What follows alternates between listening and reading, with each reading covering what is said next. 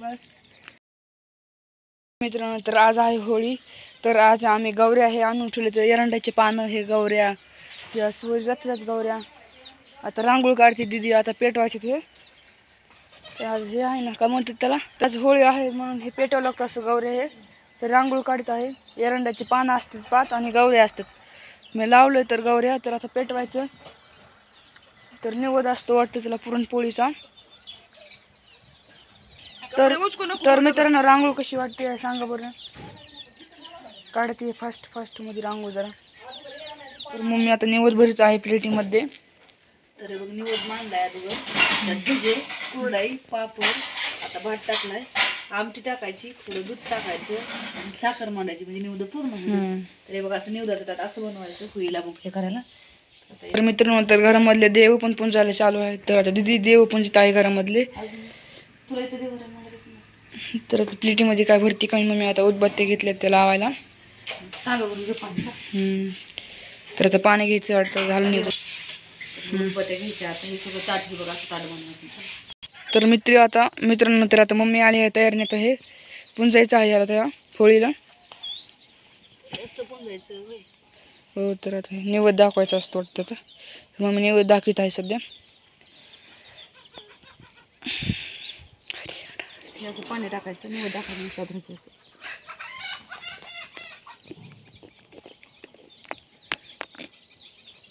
आहे त्याला तर पुंजलं आहे मम्मीने. हो,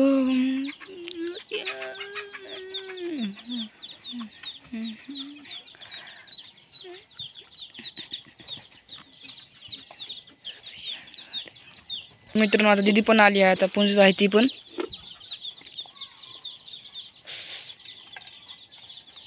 तर त्याला पेटवा लागली आहे मम्मी आता.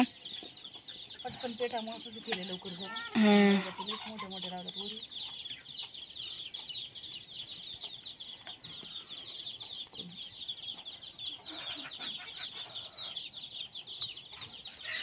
तर आता पेटत आहे ती. झालं काय अजून. निवड मांडायचं, पेटवायची आता. धूर झाला सगळा. तर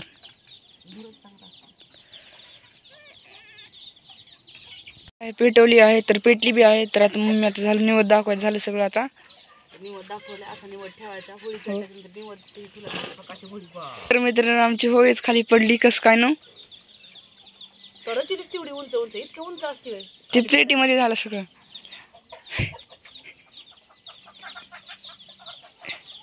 कसं काय पडलं. होळी पेटत होळीच खाली आली.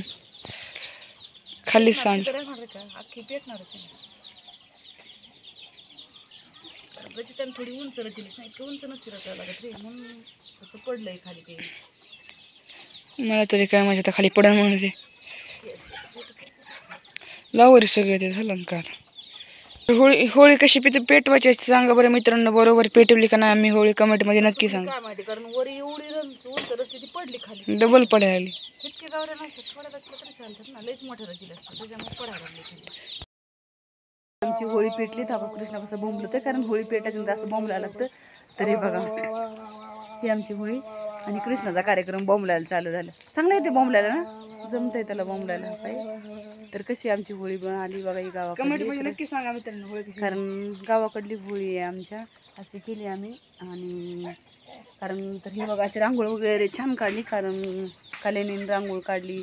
तर कशी आली नेमकी होळी आमची. तर कृष्णा प्रत्येकजण आपापला निवद मांडते, म्हणजे पाय पडण्यासाठी. तर कारण चांगली बुद्धी देव कृष्णाला, आणि जे पाप असेल ते सगळं जळून खाक व्हावं असं म्हणतात ना, तसं त्या बुद्धी म्हणजे जे झालं असेल ते जळून खाक होऊन दे, आणि इथून पुढे चांगली बुद्धी द्या आणि अभ्यास पण चांगला करू द्या.